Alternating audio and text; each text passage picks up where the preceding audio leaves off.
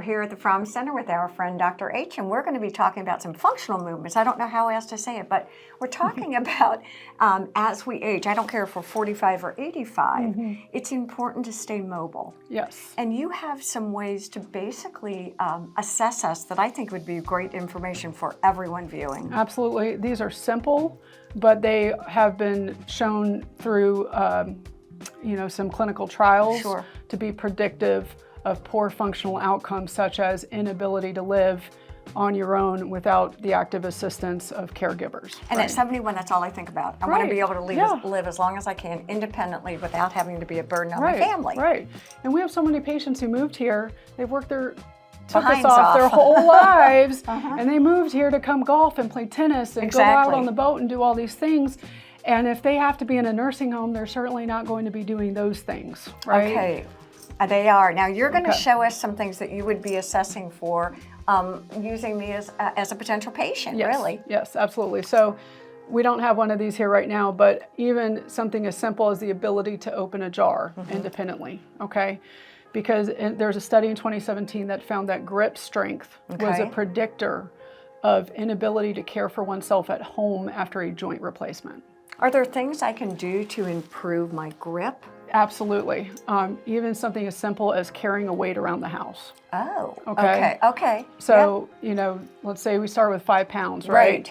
And you say, I'm going to hold this for a minute, and maybe you even just walk around the house with it in one hand and then switch to the other hand. That's grip that you're building up right there. What's so great when I talk to you is these things are not, they're accessible is what I want to say, rather than not. These are things you can do at home pretty easily. Yes. Okay, so for grip, I'm going to hold something. Yes. Even a 5-pound weight. Walking around the house, absolutely. Yeah. All right. So the next one is, ability to go from the ground to a standing position. All right. Right? Because God forbid somebody falls, you don't want to be the person who can't get off the ground for 12 hours or whenever somebody finally finds you and you have a lot of other bad things that have happened in that time frame, right?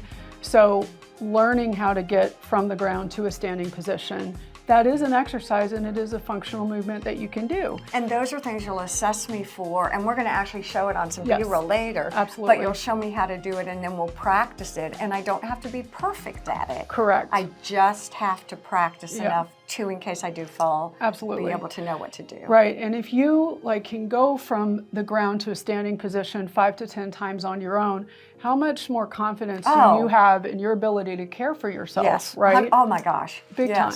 Okay.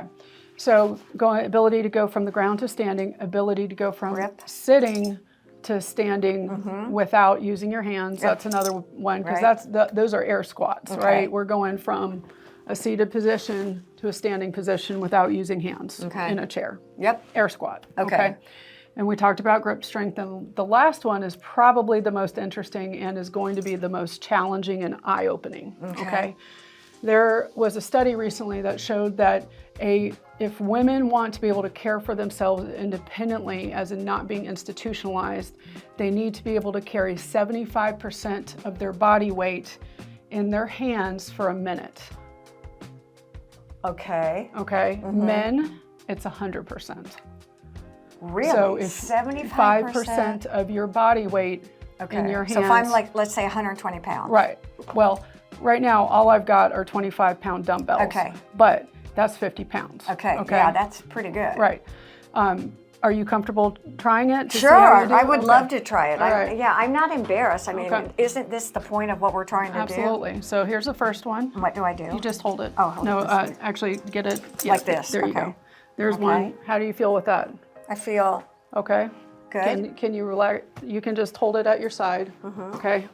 And then we're going to do that on this side. Okay. How are you feeling? I definitely feel it. So this is 50 pounds for your 120 pounds. Wow. Okay. So I would need another 5 pounds on each? No, you probably would need 60, probably more like 70 to 75 pounds in each hand.